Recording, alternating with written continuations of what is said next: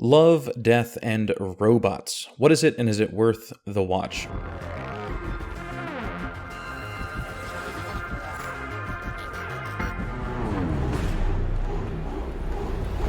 Aha! This way! Here we go.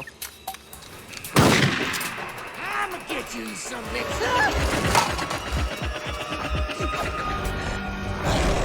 Look at these two douchebags staring at us all here. Look! Behind you! Move out! I'm a little busy right now. All right, Tom. We want Ohio. Your mother bewitched the merchant's son. She created dozens of robots to do odd jobs around her house. She's all yours, Lieutenant.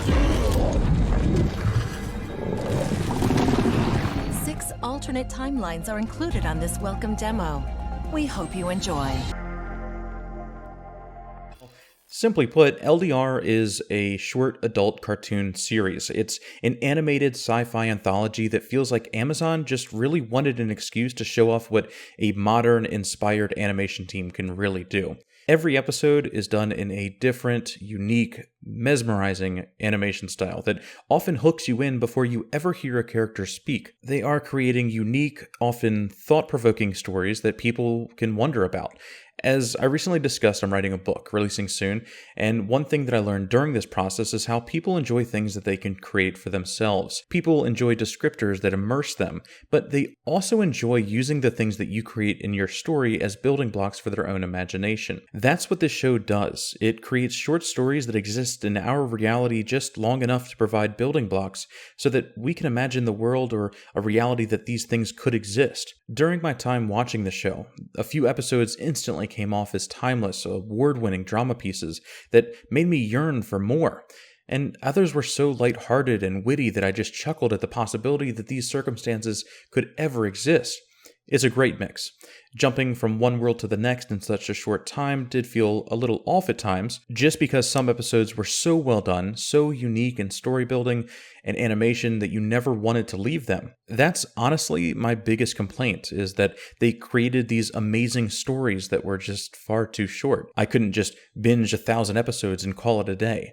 But every episode teases that little taste of something more, something you sample but cannot savor. The episodes are meant to be thought-provoking so that you can build your own stories in your mind, imagining a world where X, Y, or Z happens and what that would really look like. Love, Death, and Robots also contains a lot of nudity. But it does it really well. Sometimes used for the sheer sexuality of the male or female body, sometimes to show the humility or pain or being scared or alone.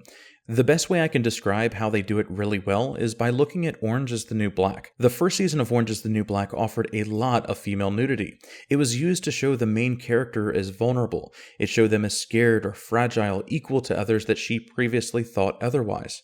The idea that she was stripped and her bare body displayed like everyone else's, visually demanding from the shower stalls that she was no different. She would be subjected to the same that others were. As the seasons of Orange is the New Black goes on, less nudity occurs, because we, the audience, are seeing them becoming less and less oppressed and more human. It's not an issue about not loving your body, it's about having the power stripped from you when someone else demands your nudity, instead of you offering it. So, in that sense, the show tackles nudity well. Most of the time, it means something, offers vulnerability or empowerment, as it fits the characters they create, but keep in mind, there's nudity throughout. Admittedly, a few times I looked at my wife and went, okay, yeah, I think they just wanted an excuse to animate more boobies, but I'm also not saying that's wrong. One episode immediately made me question what was already on Rule 34 adult website, but that's for another video, HaxDogma After Dark. The short nature of each episode makes this a great thing to watch if you don't want to be too invested in a show right away. We would watch these right after we got home while we eat dinner after work and casually lounge before we clean the house or play video games. The show can entirely be consumed in one sitting, but we were forewarned of that and provided a couple episodes each day over the course of a week that felt like the best way to experience this program. Watching this almost guarantees that you'll have a favorite diverse episode that you'll argue about why it's your favorite, Because while many were better than others, all of them are good for some reason. Each story they create has the opportunity to really resonate with an individual and stick to them when they think of what Love, Death, and Robots is as a whole. For me, that episode was called Zima Blue. In my opinion, easily number one, and a close contender being Good Hunting or perhaps Sony's Edge. What I'm saying is that as you watch this show, one episode will resonate and stick to you, and every time someone talks about this show, that's the one you'll want to talk about because of how good it was to you. Now, let's talk about the future of the show as a whole. Well, it's an anthology, so I doubt any overall story arc will develop, but I'm sure fan theories already exist linking everything together. Not saying I'm not working on one. What I want to talk about, however, and what really excites me as an original concept idea, is about the show creation itself. This entire series feels like one single person at Netflix was really pushing to be the patron of the digital arts, to allow diverse creators with different skill sets to build what they wish to build, as if this could one day become the platform in which future animators try desperately to be featured so that they can build their portfolios. I imagine that with the right team behind it, Netflix wouldn't necessarily need to hire animators.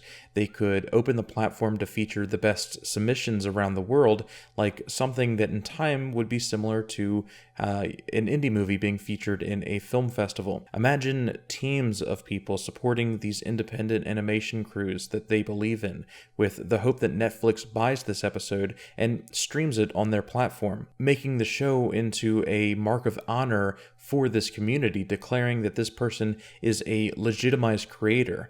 I don't know, it could just be a normal show and it'll live and die with bureaucracy controlling that it has to be made in a certain way, but I think that there's something there, and this idea of supporting animation content creators, I don't know, I love this idea. I think it would be amazing to see this happen. As for the overall show, I don't have much to talk about because, well, anything that I would talk about would be a spoiler into a 5-minute episode that would otherwise be better to experience without any former knowledge of it.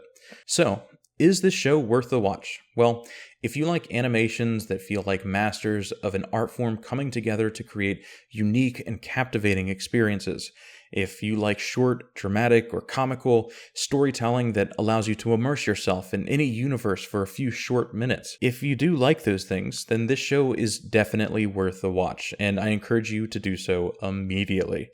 Be sure to comment down below what your favorite episode is and why. Thank you so much for watching. Please be sure to subscribe if you liked this video, and stay tuned for my futuristic sci-fi novel, Cyclic, which will be available for pre-order very soon. Thank you so much for watching, and much love.